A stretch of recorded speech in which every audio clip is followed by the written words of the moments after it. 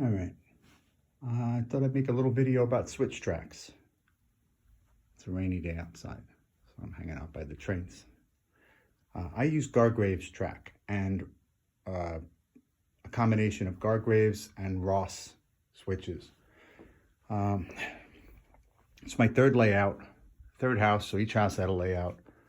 It's my third layout. So the first layout had the 031 Lionel with the Gargraves. They make those pins so that you can connect the Gargraves to the Lionel.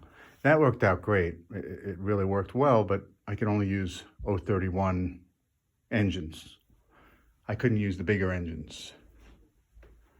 So there are plenty of, I have bigger engines now, so 031 wouldn't work out. So my second house had one level, and it had 054 as well as 031 Gargraves.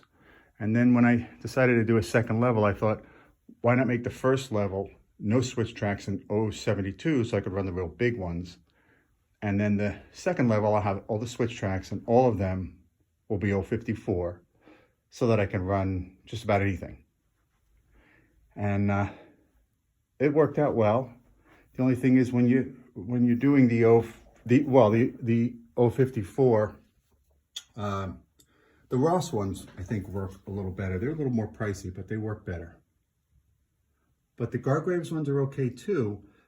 But one thing to keep in mind is there is a rail, I'm touching it here, that has to be bent and filed if you're running the old Lionel trains that have shoes. So that would be the milk cars, the dump cars, the cattle cars, stockyard cattle cars, right? They have the shoes, right? They have the shoes on the bottom, these shoes here.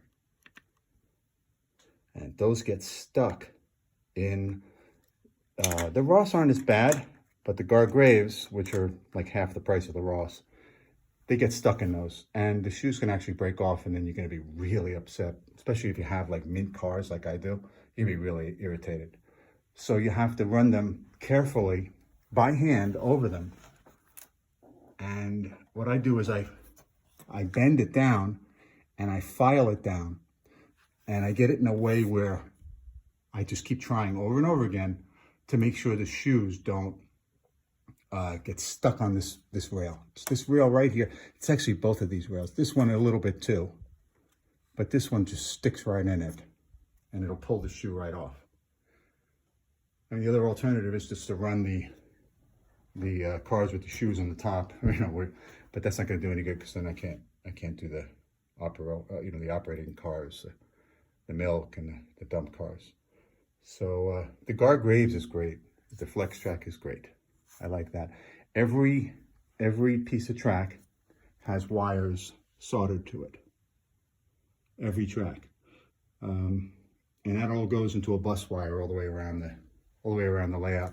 I did that because when you're running a steam engine and it's chugging, it never stops the same constant chugging sound. Chug, chug, chug, chug, same all the way around. All right, but with the switch tracks, if you can afford the Ross are great. But I had the Ross, and the Gargraves are okay. You just have to play with them a little more with the shoes if you have those kind of cars. If you don't have those kind of cars, then it doesn't matter.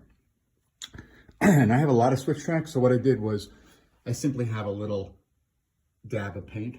That one's blue. A little dab of paint on them, just to identify them. And they all connect back to here. So these are the switches, and these are the new, I think one is the other, Ross and Gargraves. So I connect them all back into here. And there's one of the Ross ones. Those two are Ross. They're really nice, but like I said, they're very pricey compared to the Gargraves. All right, that's it.